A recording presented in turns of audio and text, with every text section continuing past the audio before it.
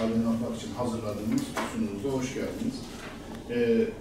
Biliyorsunuz ana bina Halil-i Hizmet Binası, Karaköprü Sent Polikliniği, İpek Yolu 10 tane, protez ortez 4 tane. Yalnız bir şey var.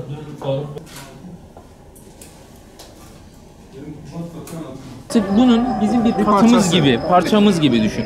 Genel kalabalığın içinden yaramak gibi. O zaman yasakları bizim profesyonel yetersiz.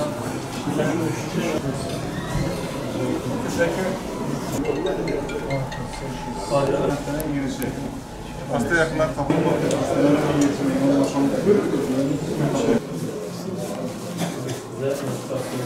gereken hasta o tarafa koydum, oraya gidiyorum. Bu dediğimiz sistemler birbirine yakın olabilir.